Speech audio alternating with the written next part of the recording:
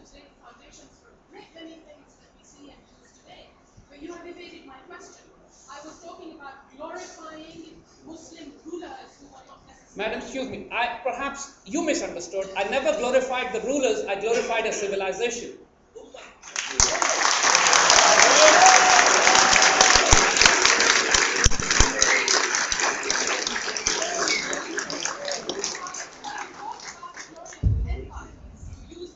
Empire in your lecture. There is a difference between empire and civilization. That will get into an argument.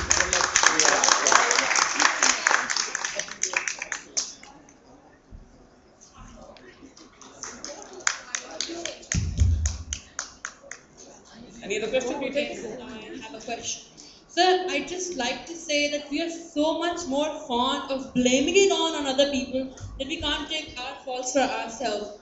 First thing, I totally support the idea that we should stand up for our country, we should be patriots. It's not the point where you question right or wrong, you should just know what you want to do. But sir, we are so horribly fond of blaming it on. I'll give you examples over and over again and again. First of all, we chose, instead of Bengali, Urdu our national language. The Bengals were in majority, their population was more. What was Urdu? Urdu was called the language of the troops. Lashkari Zuban. It wasn't our language. It wasn't theirs either. So we were unfair to them.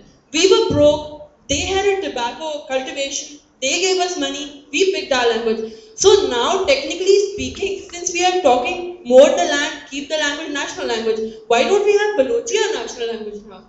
The point is, we did something pointless with them, and that is why they left us. The second thing is, we talk about Muslims being mistreated in India. Fortunately, I have an experience of going to Hajj, and I have talked to those people in person by myself, and they told us, हम तो बहुत मजे में हैं, हम तो ये सोचते रहते हैं, यहाँ इतने बम धमाके होते रहते हैं, हम तो आपकी तरफ से फिक्रमंद रहते हैं. Third thing, so the Holy Prophet said when he was on his deathbed that you have to follow my Sunnah and the Quran. When our Holy Prophet did not support the idea, neither did the Quran, to divide and rule, why did we divide Pakistan from Hindustan? Because we should have stayed the same. We should have believed in our religion much enough that it would convert and make India a Muslim superpower today. We left what was our glory, our faith, our future for something just because, some people amongst us, because we were majorly illiterate people. We were not illiterate people. Most of us were illiterate. We walked around like sheep and we followed in everything. Okay, thank you very much. I'd just like to say that we've been doing so much blaming it on. Why don't we confess sometime it was our fault?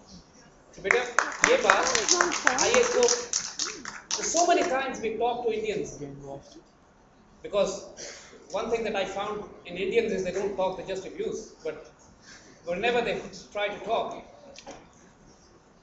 हमसे argument वो यही करते हैं कि और यहाँ पाकिस्तान में भी बहुत सारे एलिमेंट्स हैं जो ये कहते हैं कि पाकिस्तान का बनना तारीख की सबसे बड़ी गलती थी, पाकिस्तान गलत बन गया, हमें नहीं बनाना चाहिए था, मिल के रहते बहुत बड़ा मुल्क होता और हम मिलकर इकट्ठे रहते, कोई न्यूक्लियर थ्रेट ना होता, कोई जंगें ना होती, कोई इश्यूज प्रॉब्लम्स ना होते. I totally agree with it.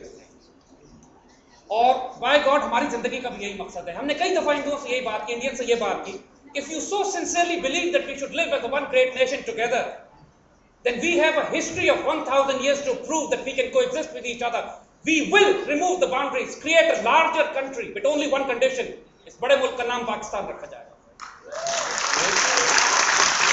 Because when Indians rule, एक मिसाल हम आपको देते हैं. देखिए, I'm not saying this. Qaid-e-Azam is the most tolerant man Indian Muslims could ever produce. जिंदगी के 20-25 साल वो कांग्रेस के मेंबर रहे. Qaid-e-Azam से ज्यादा वेस्टर्नाइज्ड टॉलरेंट तो कोई नहीं हो सकता. 1935 में जब कांग्रेस की हुकूमत बनती है इंडिया में, जब लोकल प्रोविंशियल इलेक्शंस होते हैं, उस वक्त तो अंग्रेज मौजूद थे और यकीन कीजिए उस वक्त तक भी 1935 तक इंडियन मुस्लिम्स पाकिस्तान नहीं बनाना चाहते थे. Everybody believed that we can coexist with India, coexist in. और अल्लामा इकबाल ने 1930 में जो कॉन्सेप्ट दिया था कि मुस्लिम डिवाइड करके एक अलग मुल्क बनाएंगे, आम मुसलमानों को समझ में नहीं आ रहा था. Because not every Muslim is a visionary, not every Muslim is a theology or thinker or philosopher or inspired, which Allama Iqbal was. जब अल्लामा इकबाल ने कन्विंस किया इंडिया के मुसलमानों को कि तुम साथ नहीं रह सकोगे इनको, तो उनको समझ नहीं आई और आज भी हमारे बच्चों को नहीं समझ में आती क्योंकि साथ रहे नहीं है हिंदुओं के. 1935 में जब रहे, 1935 में सिर्फ थोड़े अरसे के लिए कांग्रेस की 2-3 सालों के लिए कांग्रेस की हुकूमत बनी है. इमीडिएटली मुसलमानों की अजान पर पाबंदी, नमाज पर पाबंदी, गाय जबा करने पे पाबंदी, मस्जिदों पे पाबंदी, वंदे मातरम जो उनका नेशनल एंथम है हिंदू उसको पढ़ने पे मजबूर।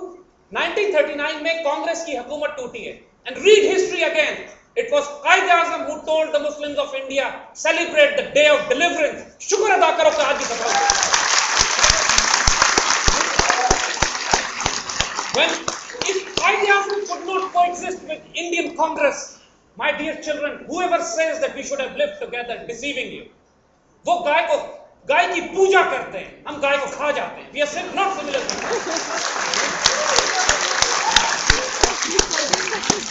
हमारे हाथ तक पानी नहीं पीते। They don't let us enter into their places. अगर हमारी चीज टच कर जाए किसी को तो उसको तोड़ देते हैं, उस बर्तन को कि नापाक हो गया, पलीत हो गया। किस तरह हम कोएग्जिस्ट कर सकते हैं उनके साथ? We can only coexist in one condition: we be the rulers, they be the slaves. That's it. Because we have a track record of proof this for 1,000 years. We lived, we coexisted with them. आज तक एक हिंदू को तलवार पर अगर मुसलमान किया जाता, आज इंडिया में एक हिंदू ना होता। We coexisted. They cannot.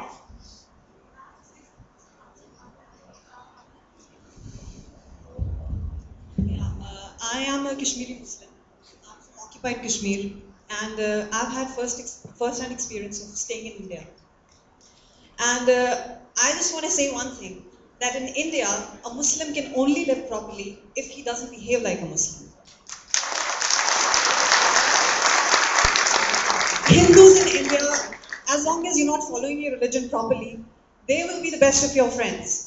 But the moment you start exercising your religion properly and telling them exactly what Islam is all about, then you'll have to face the music, you know. And I totally agree with the fact that it's not possible for any Muslim to live in India properly if he is actually living like a Muslim.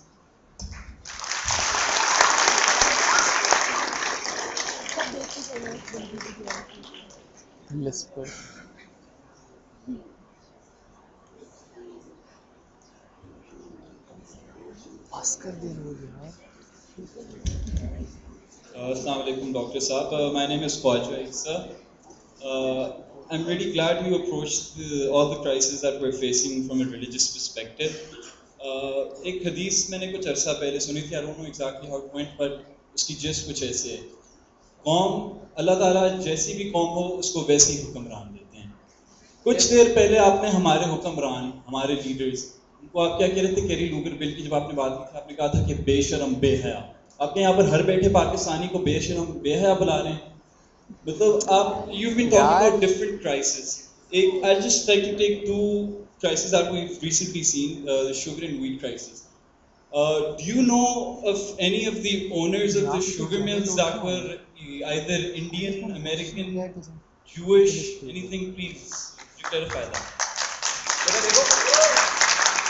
लेकिन सवाल ये कि वो हदीस जिसको coat कर रहा है बेटा, that is अमालुकुम उमालुकुम, तुम्हारे अमाल तुम्हारे हुक्मरान बन जाएंगे, जो तुम्हारे अमाल होंगे।